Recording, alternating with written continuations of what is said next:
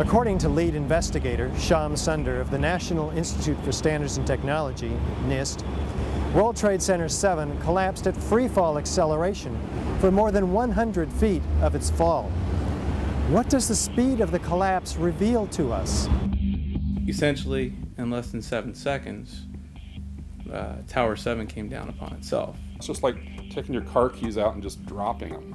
That's how fast the building came down, for over 100 feet. And the only way you can get that is when there's zero resistance.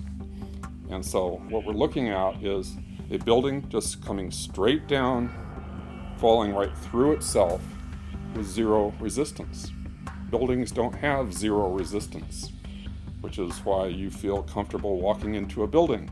This building had 40,000 tons of structural steel in its structural system, and that is intended to keep it from going anywhere. I'd heard people say, well, it came down at free fall or close to free fall and so forth, so I decided I'd measure it myself. I had a simple tool at the time called a physics toolkit, which allowed me to take a video and put a dot on each frame to follow the motion of things.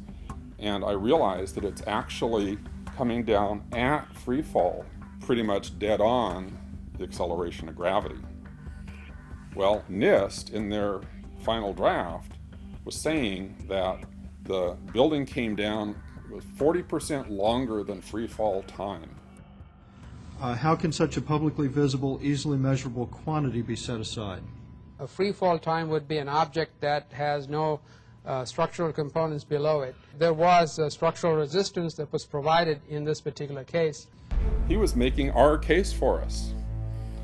You can't have free fall when there's support.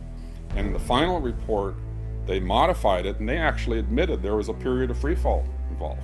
But they never changed their model. Like, how do you all of a sudden allow for free fall when they just got done explaining how it couldn't have been in free fall?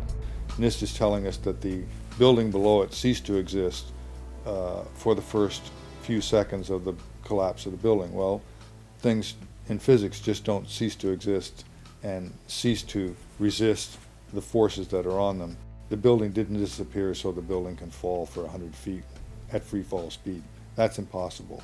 That's a violation of the fundamental law of physics that says that for every action there's an equal and opposite reaction. If floors fall, they tend to fall and are braced by the floor directly beneath it, and there's some delay there.